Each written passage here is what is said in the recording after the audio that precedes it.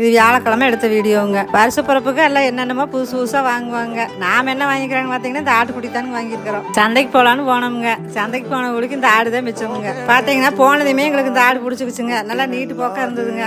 அது 2 கடா குட்டியோடு இருந்ததுங்க. சரி இதை வாங்கிடலாம் அப்படின்ட்டு வாங்கிட்டோமுங்க. ஆட்டை வாங்கியாந்துங்க. ஆட்டை கழுவி கொண்டு காட்டில் விட்டுட்டு வீட்டுக்கு வந்தாச்சுங்க. அன்னைக்கு பார்த்தீங்கன்னா பெசலாவெல்லாம் ஒன்றும் பண்ணலைங்க. கொஞ்சம் மசாலாவுக்கு ஆர்டர் வந்துருந்ததுங்க. அதனால பார்த்தீங்கன்னா மசாலாவெல்லாம் கொஞ்சம் அரைக்கணும்ட்டுங்க. காலையிலேயே சாப்பாடு வச்சு சொரக்கா வணக்கி ரசம் வச்சாச்சுங்க. சரி வருஷ பிறப்புக்கு இன்னைக்கு ரெஸ்ட் எடுத்துக்கலாம் அப்படின்னு நினைச்சோமுங்க. சரி வருஷத்துல முதல் நாளே ரெஸ்ட் எடுத்து என்ன பண்ணுறதுன்ட்டு மறுக்க வேலையெல்லாம் தொடங்கிட்டோமுங்க. சரி கொஞ்ச நேரம் தான் அந்த மசாலா வரைச்சிட்டு வந்துடலாம்ட்டு போனோமுங்க. கடைசியில் பார்த்தீங்கன்னா இதை பார்த்து அதை பார்த்து பொழுதே ஆகிப்போச்சுங்க. நிறைய பேர் என்னென்ன மசாலாவெல்லாம் அரைச்சி கொடுக்குறீங்கன்னு கேட்குறீங்க.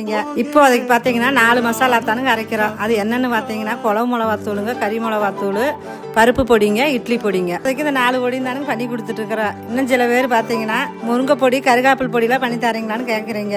இப்போ பார்த்தீங்கன்னா பனிகாலமாக இருக்கிறதுனால கருகாப்பிலாம் கொஞ்சம் முருவணிஞ்சு போய் கிடக்குதுங்க. அதனால கொஞ்சம் கருகாப்பிலுக்கு டிமாண்டுங்க. பனிகாலமெல்லாம் கொஞ்சம் முடிஞ்சதுன்னா கருகாப்பிலாம் கொஞ்சம் நல்லா வருங்க. அப்போ வேணால் கருகாப்பில் பொடி, முருங்கை பொடியெலாம் அரைக்கலாம். இவ்வளவு தூரம் சப்போர்ட் பண்ற எல்லாத்துக்கும் ரொம்ப நன்றிங்க. இதே மாதிரி எப்பவுமே எனக்கு சப்போர்ட் பண்ணணுங்க.